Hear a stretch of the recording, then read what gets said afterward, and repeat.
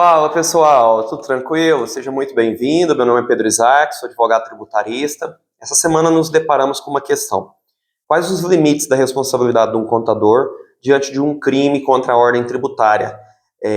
A legislação é a 8137/90, que trata dos crimes da ordem tributária, econômica e cometido por servidor público.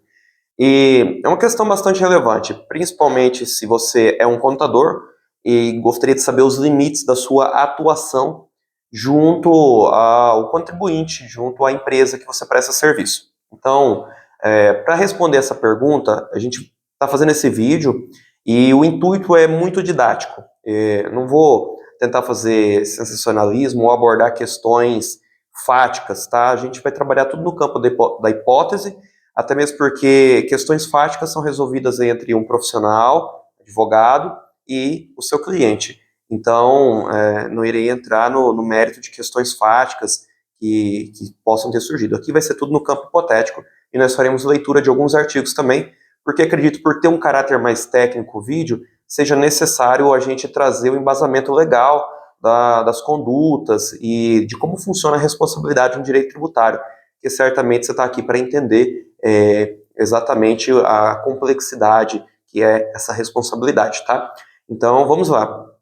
Primeiramente, o contador ele presta um serviço, ele pode ser de maneira autônoma, ele pode ser através de uma empresa, um CNPJ constituído, ou ele pode ser também através de um contrato de trabalho, ou seja, aquela pessoa que está regularmente trabalhando para a empresa na qualidade de um trabalhador, CLT, certo?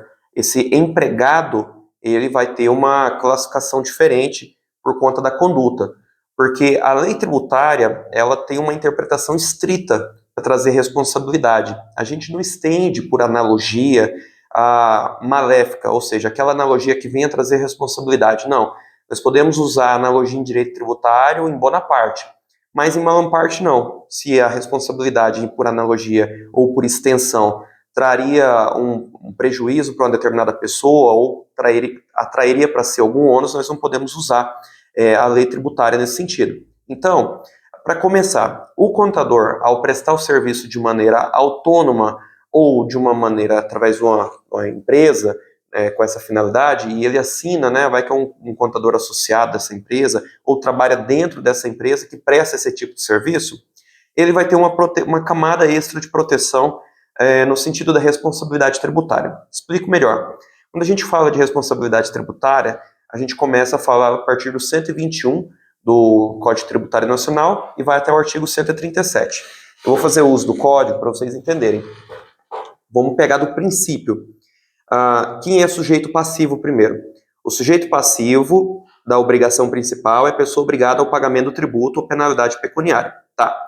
E aí ele traz dois incisos. Quem pode ser o sujeito passivo? Contribuinte ou responsável? Somente essas duas pessoas. O contribuinte é aquela pessoa que tem estritamente relação com o fato gerador. E o responsável tributário é aquela pessoa a quem a lei atribui responsabilidade. Nós temos aquela responsabilidade por sucessão e nós temos responsabilidade por substituição. Então, o rol é taxativo, não podemos colocar pessoas para além disso. E como que a conduta do contador, ou melhor dizendo, como que a relação jurídica do contador para com a empresa da qual ele presta serviço de contabilidade entra nessa história? Porque assim, quando a gente avança na leitura, nós temos aqui no 134 a responsabilidade de terceiros. E aqui, por enquanto, eu estou tratando de responsabilidade de pagar tributos da pessoa jurídica, tá? Que venha decorrer de um erro de um contador, por exemplo. Nos casos de impossibilidade de exigência do cumprimento de obrigação principal do contribuinte, respondem solidariamente com esse nos atos em que intervierem ou pelas omissões que forem responsáveis. Esse é o 134 do CTN. Traz aqui pais, tutores, administradores, inventariantes, síndico, tabeliões, sócios, e o 135, ele vem trazer a responsabilidade por atos falhos. Essas pessoas que nós acabamos de citar no 134, mais essas outras pessoas que agirem com excesso de poderes, infração à lei ou infração a contrato social ou estatuto. As pessoas referidas no artigo anterior. 2, os mandatários, prepostos e empregados. E 3, os diretores, gerentes ou representantes de pessoa jurídica de direito privado. E nenhum desses casos trata da responsabilidade do contador que foi contratado, ou seja, agindo em desconformidade com a lei, e essa desconformidade ela pode ser inclusive uma prática criminosa, dolosa, não traz o dispositivo 135 do CTN a responsabilidade do sujeito passivo. Ele não traz uma responsabilidade solidária, por substituição, por qualquer que seja. Não gera ali o vínculo obrigacional que só decorre da lei. Mas aqui, vamos voltar para a leitura e entender o caso do contador que trabalha na empresa enquanto alguém seletista, por exemplo. Então, o seletista, o empregado, o funcionário, o colaborador, qualquer denominação que você queira dar para alguém que tem um vínculo empregacional para a empresa, ele vai se classificar na hipótese do 135, em que a sua responsabilidade poderá passar a ser exclusiva. Isso mesmo, morre a responsabilidade da pessoa jurídica e passa a ser do contador, porque a lesão atinge também a pessoa jurídica. Mas aqui, obviamente, tudo tem que ser interpretado nos limites do caso concreto. Eu estou aqui colocando uma hipótese, porque no caso concreto os dois podem ser chamados a responder também. O inciso terceiro, ou melhor dizer, o inciso segundo, tá aqui, ó, os mandatários, prepostos e empregados. Então, se o contador está dentro da empresa, neste caso, na qualidade de empregado, ele pode ser chamado a responder pelo seu erro de uma maneira exclusiva. Então, a responsabilidade tributária que decorre da lei, que é o Código Tributário Nacional, atribui a esse sujeito agora o vínculo obrigacional que tem relação direta com o crédito tributário, justamente pelo fato dele ter agido em desconformidade com a lei e com excesso de poderes. E que eu citei o fato de que pode ser também crime tributário. E agora nós vamos começar a navegar um pouco mais para dentro dessa seara. A gente já entendeu que se a pessoa tem um vínculo empregatício, você tem uma responsabilidade até maior, agindo em desconformidade, aqui não estou falando de uma mera imperícia, tá? Pode ser que seja apenas uma imperícia, e sendo apenas imperícia por parte dessa pessoa, seja ela contratada como empregada ou não, desde que seja algo razoável, pode se entender pela não responsabilização dele, tá? Porque o Código Tributário Nacional não imputa no 134 a responsabilidade por substituição ou por qualquer que seja, nem outro dispositivo, não temos nenhum diploma nesse momento que venha trazer essa responsabilidade para o contador. Agora, quando avançamos e começamos a falar de penalidades, direito penal, o CTN começa a dar as primeiras luzes acerca da temática. E, de novo, precisamos retornar ao código. Na seção 4, responsabilidade por infrações, o 136, salvo disposição em lei em contrário, a responsabilidade por infração da legislação tributária independe da intenção do agente ou responsável e da efetividade, natureza e extensão dos efeitos do ato. Essa responsabilidade, ela atrai para si uma penalidade, mas dentro da esfera administrativa. E aqui nós estamos falando da teoria do risco objetivo. Nós temos uma responsabilidade por imputação volitiva e aqui a gente tem uma responsabilidade objetiva. Diferente no direito penal, propriamente dito, em que a responsabilidade ela é subjetiva. O caráter de algumas condutas necessariamente exige do agente o dolo. Então, aqui nós temos uma exceção porque estamos tratando de uma infração que tem uma penalidade administrativa e se tratando de Código Tributário Nacional. Queria fazer um adendo aqui. Para melhor entender como funciona o direito penal tributário, nós precisamos entender também que o direito tributário ele é um direito de sobreposição a outros ramos do direito. Explicando melhor, nós temos relações de natureza civil. A partir das relações de natureza civil que ocorrem no mundo dos fatos, haverá as implicações de natureza tributária. E os limites, os alcances dos institutos civis, eles não podem ser violados pela lei tributária. Então, isso é uma disposição expressa do CTN. Então, nós temos um direito de sobreposição. E o direito penal tributário, ele é um direito de sobreposição ao direito tributário. Então, nós temos a sobreposição após sobreposição.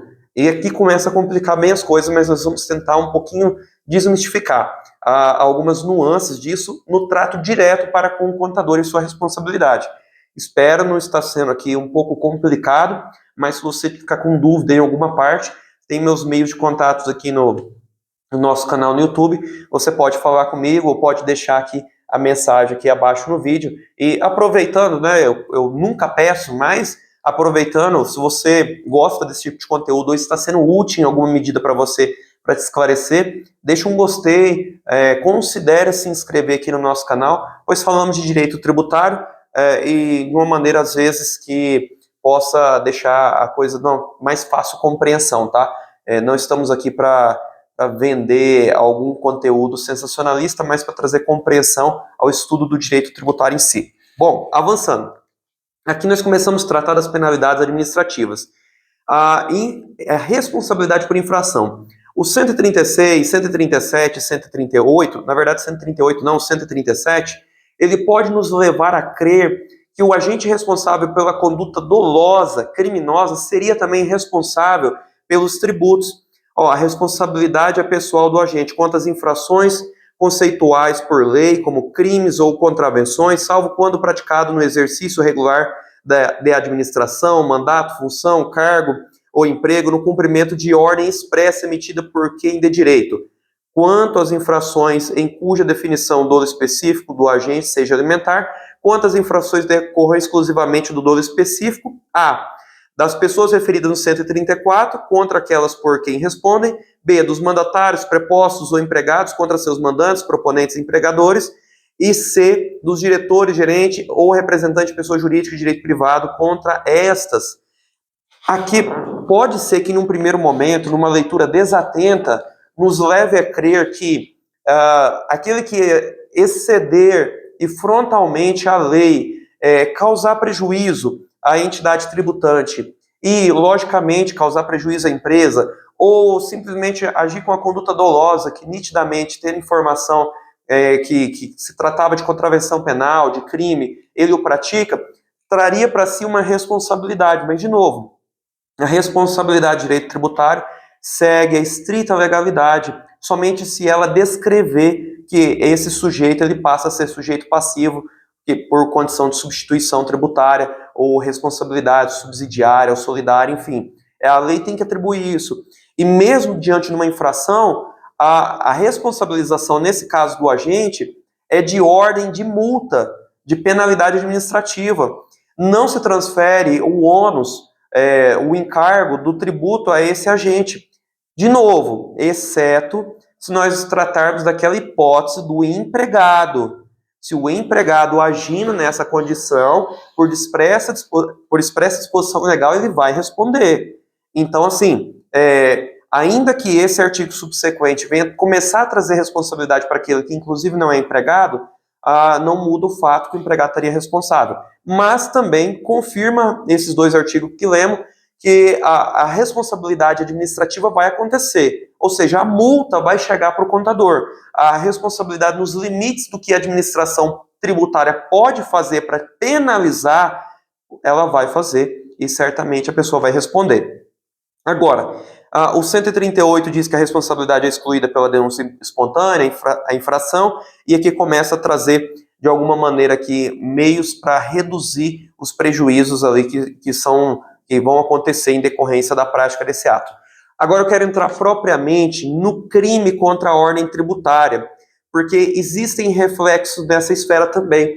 E depois eu vou trazer aqui, no final, se caso eu não me esquecer, eu sou ruim de seguir roteiro, uma reflexão a respeito da extinção da punibilidade pelo pagamento. Vamos aos crimes contra a ordem tributária. A Lei 8137 de 90, ela vai trazer o seguinte: seu artigo 1º, constitui crime contra a ordem tributária suprimir ou reduzir tributo ou contribuição social e qualquer acessório mediante as seguintes condutas. Então nós temos um núcleo aqui legal, que é suprimir ou reduzir tributos. E aqui eu gostaria de fazer uma ressalva a este entendimento que pode surgir, é um entendimento que pode surgir, que pagar a menos seria reduzir tributos, ou simplesmente não pagar poderia ser suprimir tributos. E não é isso. O núcleo do tipo penal Na verdade, o suprimir é de alguma maneira esconder, de maneira fraudulenta, não fazer que se possa se fazer conhecido aquele tributo, desaparecer dele, contabilmente fazer desaparecer ou reduzir. Vamos dizer que o tributo era 100, mas de uma maneira mirabolante, criativa, faz com que ele fique 50 de maneira fraudulenta. Então, o núcleo está nisso, e não em deixar de pagar. Desonrar o compromisso diz respeito à inadimplência, e a inadimplência é cobrada por diversas ferramentas, dentre elas a execução fiscal, de que tanto nós falamos aqui no nosso canal. Então, avançando, mediante as seguintes condutas: omitir informações, prestar declarações falsas às autoridades fazendárias, fraudar fiscalização tributária inserindo elementos inexatos, omitindo operação de qualquer natureza em documento ou livro exigido pela lei fiscal, falsificar ou alterar nota fiscal, fatura duplicata, nota de venda ou qualquer outro documento relativo à operação tributável, elaborar ou distribuir, fornecer, emitir ou utilizar documento que saiba ou se deva saber falso ou inexato. Olha só, documento que se deva saber inexato. Algumas coisas são inerentes à profissão, em um grau de que um profissional habilitado não poderia dizer que não sabe que aquilo é inexato. Algumas coisas são grosseiras, como uma nota de R$3. Ninguém maior de idade em sã consciência poderia dizer que uma nota de R$3 tem validade. Então, para que haja tipificação, nós precisamos que a conduta ela seja consciente, racional, ela tem que ter intenção. A prática ela tem que ser racional. E aqui, de novo, para que o tipo penal chegue até o agente, o colocando aí como o sujeito passivo da ação penal, nós precisamos que esse agente realmente tenha deliberadamente agido em desconformidade com a lei, visando lucro para si, visando lucro para a empresa, ou simplesmente sem lucro para si, o que seria uma hipótese desarrazoada, mas sabia que essa operação era fraudulenta e mesmo assim realizou para a empresa para a qual ele presta serviço, certo? Então, independente de ser o trabalhador, né, de ser o CLT, de ser a empresa de prestação de serviço, etc., ou o profissional liberal, realizou a conduta tendo ciência disso, aí se enquadra na hipótese caso haja consumação do crime de supressão ou redução de tributos. Então vai responder na medida da sua participação também. E aqui a gente avança para a penalidade. A penalidade, reclusão de 2 a 5 anos e multa. Olha que interessante, quando a gente fala de reclusão, o regime de cumprimento de pena é fechado, é grade, cadeia, gaiola. Nós não temos aqui algum elemento que venha facilitar de início, né? Depois a gente vai fazer abstração de pena, etc. Vamos aplicar as normas hermenêuticas do Código Penal, mas aqui é de 2 a 5 anos. Qual que seria a possibilidade da pessoa se esquivar disso aqui? Dentre tantas possibilidades, eu vou dizer aqui a principal, o erro de tipo, o Código Penal, artigo 20, parágrafo 1º.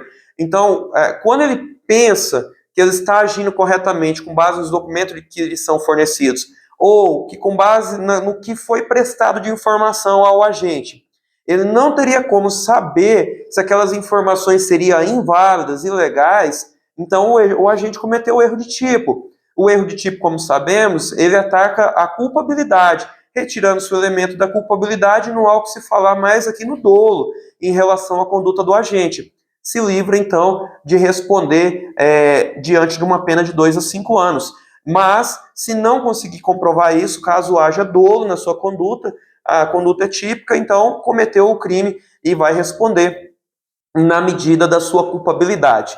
Então, além de 2 a 5 anos, tem a multa. E agora eu vou trazer um problema, tá? Mas antes eu quero ir para o artigo 2º, porque é algo que também pode ocorrer devido às tentativas de suprimir o tributo, ou de reduzir, ou simplesmente de fraudar. Se o objetivo é simplesmente fraudar, e obviamente, quando você tem o objetivo de fraudar, dificultar a fiscalização tributária de alguma maneira, é que ele não quer que se descubra ou outros problemas, né, ou descumprimentos de dever acessório, ou simplesmente a redução ou supressão de tributos. Então, assim, vai para além da redução ou supressão de tributos, o que está aqui no artigo 2º, E quando nós estivermos diante de uma conduta que se amolda perfeitamente à descrição do artigo 2º e do artigo 1º, nós vamos resolver isso pelo princípio da especialidade. Constitui crime da mesma natureza. 1. Fazer declaração falsa ou omitir declarações sobre renda, bens ou fatos, ou empregar outra fraude para eximir-se total ou parcialmente o pagamento de tributos. 2. Deixar de recolher no prazo legal o valor de tributo ou contribuição social, descontado ou cobrado na qualidade de sujeito passivo de obrigação que deveria recolher aos cofres públicos. Esse artigo 2º aqui, a gente tem julgados a respeito IRPF retido na fonte, contribuição previdenciária, abrimos um parêntese aqui, né? Nós temos também o caso do ICMS, que é um caso triste, né? Mas a jurisprudência entende que, devido ao ICMS ser um tributo de repercussão econômica, acaba que o destinatário final que vai arcar com o ônus tributário, embora ele não seja o sujeito de direito, mas seja o sujeito de fato que o arca com o ônus, é o destinatário final da mercadoria. Então, entende-se que o não repasse do ICMS configuraria, então, o crime contra a ordem tributária que se amolda perfeitamente à hipótese do artigo 2º, parágrafo 2º da Lei 8137/90. Triste, né? Porque sabemos que nem sempre o repasse da mercadoria é de uma maneira que efetivamente houve a repercussão econômica do imposto, vez que às vezes a pessoa está liquidando aquela mercadoria por grave crise financeira e precisando fazer caixa urgente para cumprir necessidades, às vezes necessidades básicas, viu? Mas, enfim, a jurisprudência tem caminhado nesse sentido. E o próprio STF tem julgado um HC em 2019 que entendeu dessa forma. Mas, enfim, só um parêntese aqui, né? Já que a gente fala de tributo e às vezes a gente se esbarra em algumas outras condutas. 3. Exigir, pagar ou receber para si ou para o contribuinte benefício, qualquer porcentagem sobre parcela dedutível ou deduzida de imposto de contribuição e incentivo fiscal, deixar de aplicar ou aplicar em desacordo com o estatuído, incentivo fiscal ou parcela de imposto liberada por órgão ou entidade de desenvolvimento, ou 5 aqui, utilizar ou divulgar programa de processamento de dados que permita ao sujeito passivo de obrigação tributária possuir informação contábil diversa daquela que é, por lei, fornecida à Fazenda Pública. Pena, aqui a pena é mais branda, detenção de 6 meses a 2 anos e multa. Bom, então aqui a gente tem uma pena mais branda. Esse tipo penal, ele comporta a tentativa.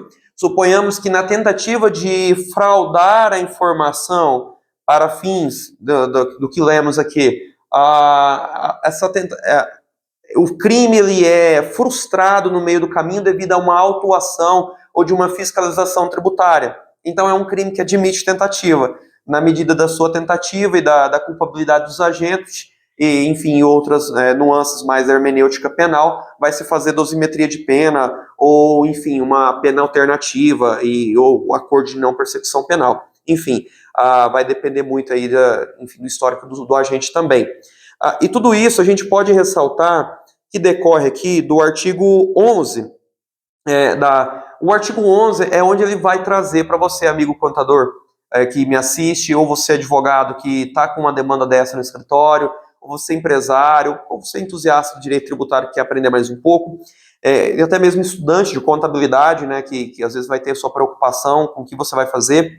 Bom, o artigo 11 dessa lei é onde traz essa responsabilidade, onde fala disposições gerais, o capítulo 4, o café chegou, graças a Deus.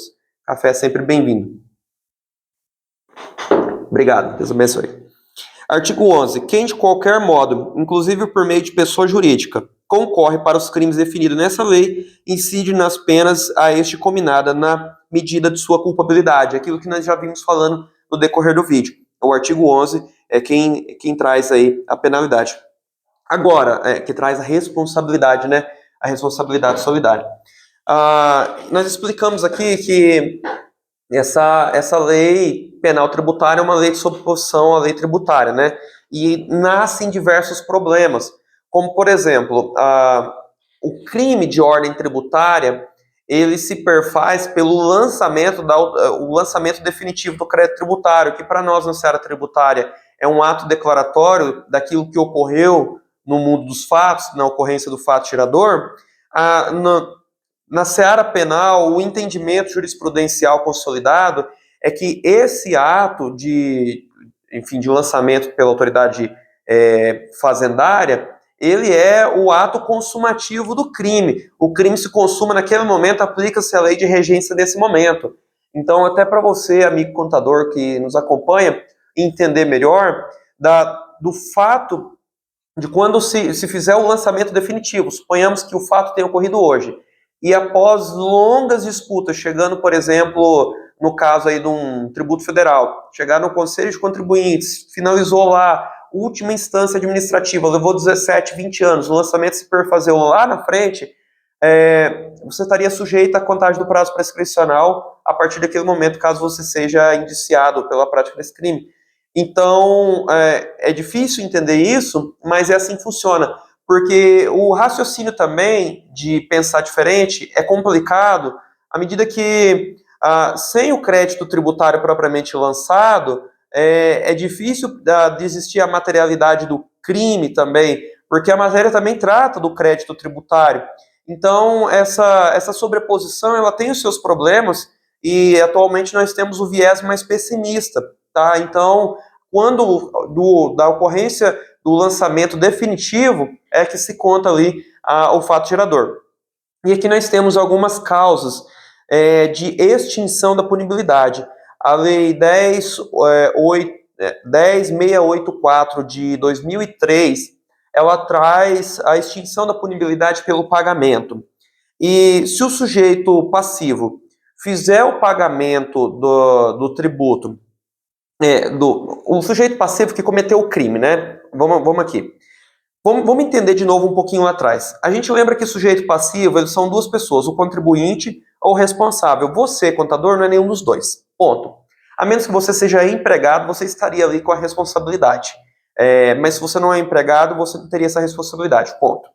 Mas a extinção da punibilidade ao sujeito passivo, que seria uma dessas duas hipóteses, a do contribuinte ou do responsável, ela se dá pelo pagamento. Mesmo após o trânsito em julgado da sentença penal condenatória, ele pode extinguir a punibilidade através do pagamento integral do tributo. E aqui surge uma questão difícil. Se você não é empregado, logo não é responsável tributário, e não tem relação direta com o tributo, né, com o fato gerador, na verdade, você também não é contribuinte. E a lei não determinou que você é responsável tributário. A lei goiana até tentou fazer isso, mas o STF declarou inconstitucional. O Estado de Goiás não tinha poder para tanto. Bom, então como funciona? Porque você não tem relação direta com o fato gerador, apenas com a conduta ilícita. A extinção da punibilidade do sujeito passivo, que estaria enquadrado em uma dessas duas hipóteses, poderia aproveitar a ti? Bom, por analogia às questões tributárias, diria que sim, porque a extinção do tributo, pelas suas diversas modalidades, com uma ressalva muito grande aqui à prescrição e à decadência em matéria tributária, e aqui eu preciso fazer essa ressalva e agora a gente entra nesse mérito também. A dação em pagamento, o parcelamento honrado até o final, o pagamento do montante integral do tributo, enfim, todas essas modalidades extinguem o crédito tributário, extinguiria também a punibilidade. Ok. Acreditamos que isso haveria um reflexo imediato também para você, contador, se caso incorresse em alguma dessas condutas e fosse julgado culpado. Mas é uma questão difícil e que o tribunal pode ter dificuldade de aceitar. A outra questão que se põe e se você paga, mesmo não sendo sujeito de direito? E, de novo, a gente pode chegar na mesma conclusão. Se você paga ali um montante, por exemplo, de 1 milhão, que foram suprimidos na hipótese do artigo 1º, né, suprimidos ou reduzidos, você também estaria livre da punibilidade. Agora, aproveitando o gancho, falando da prescrição e decadência, nós temos duas correntes hoje. Por entender que o direito penal tributário é um ramo do direito autônomo e direito de sobreposição, ele também tem sua autonomia na questão da punibilidade. E como ele visa o objeto que seria o tributo, o não pagamento do tributo não resultaria, então, na sua... Porque a extinção que a lei 10.684/2003 traz é pelo pagamento. Então, assim, se não fosse pago de alguma das maneiras, por exemplo, da ação em pagamento, enfim, pagamento montante integral, parcelamento honrado e quitado, entende uma primeira corrente de que a extinção do crédito tributário pela prescrição e decadência, ou por sentença transitada e julgada na esfera civil, né, que trata da questão tributária, não extinguiria também a punibilidade do agente por conta da independência das esferas penais e cíveis. Ok, mas o saudoso professor Hugo de Brito Machado, ele vai trazer um entendimento diferente, uma vez que nós precisamos ler a palavra pagamento de maneira extensiva. De novo, nós estamos falando de direito de sobreposição, o direito, então, ao qual aquele se sobrepôs, ele traz uma regra de extensão e analogia em boa parte para o sujeito passivo. E essa analogia, e aqui seria uma extensão da palavra pagamento. A palavra pagamento seria o entendimento de que o tributo foi extinto, mas uma das causas extintivas é a prescrição e a outra seria a decadência. Para essa segunda corrente, e firmado aqui muito, escudado no saudoso professor Hugo de Brito Machado, a extinção pela prescrição e decadência também extinguiria a sentença, a punibilidade, enfim, a responsabilidade criminal do sujeito passivo da ação penal. Mas existem essas duas correntes. Como que se resolve isso? Vai depender de qual tribunal, qual juiz vai te julgar. A real é essa. Né? Temos essas duas correntes, essa segunda linha de defesa, e me parece a mais acertada, seria um entendimento muito limitante, que o direito de sobreposição, e isso é muito aceito, né, que é um direito de sobreposição, ele estaria limitando um instituto de extinção do outro direito, que seria aquele a qual vai reger a norma tributária. Inclusive, o ordenamento jurídico ele é uno. E aí o professor Hugo de Brito Machado II, aqui eu não li o professor Hugo de Brito Machado dizer isso, mas o professor de Brito Machado II, inclusive nesse livro aqui, ó, O Processo Tributário, ele vai defender a ideia, inclusive citando outros autores, que o ordenamento jurídico ele é uno. O ministro também, Eros Grau, certa vez citou isso, né? Defendeu a tese que o ordenamento jurídico ele é uno. Ele não existe ramos independentes do direito, mas existe um direito uno, e a nossa divisão, segundo o professor Machado, ela é meramente para fins didáticos. Então, a hermenêutica jurídica nos leva a interpretar as normas em consonância com outros diplomas, porque tudo pertence ao mesmo ordenamento jurídico pátrio. Não existe ordenamento jurídico, por exemplo, do Brasil, na esfera civil, e o ordenamento jurídico da esfera penal. Não, todos esses pertencem ao mesmo ordenamento jurídico pátrio. Então, assim, por entender assim, essa segunda corrente defende que a extinção também pela prescrição e decadência extinguiria a punibilidade, e caso você estivesse nessa situação, a tua punibilidade estaria extinta, por conta que o crédito tributário objeto também ali da ação penal foi extinto. Então, essas são as considerações que eu trago a esse vídeo, e às vezes eu posso ter esquecido de alguma coisa a mais, e se você tiver mais alguma dúvida, deixa aqui nos comentários. Obviamente, um vídeo curto como esse não vai esgotar a matéria, mas ao menos a gente consegue aqui começar a ter um pouco mais de luz a respeito da responsabilidade também do contador na matéria tributária diante dos crimes contra a ordem tributária e das infrações cometidas por desobediência a estatuto, a infração à norma, mesmo aquelas que não configuram crime. De novo, peço aqui o seu gostei, dá trabalho produzir esse conteúdo, mas eu gosto de produzir isso aqui, eu amo produzir isso aqui. Às vezes a gente não tem tantas pessoas com quem a gente possa conversar sobre isso, e vir aqui conversar com vocês na internet, e eu recebo muitas mensagens no WhatsApp, no Instagram, enfim, muitas pessoas mandam comentários no vídeo, feedbacks positivos, que nos incentiva a continuar assim, porque sei que são pessoas também que estão interessadas, e a gente acaba falando aí uma mesma língua e aprendendo junto. Na verdade, quando eu converso com vocês, a gente aprende junto, e eu acho que essa é a intenção aqui do canal. Então, vou ficando por aqui, e um forte abraço, até o próximo vídeo, se Deus quiser.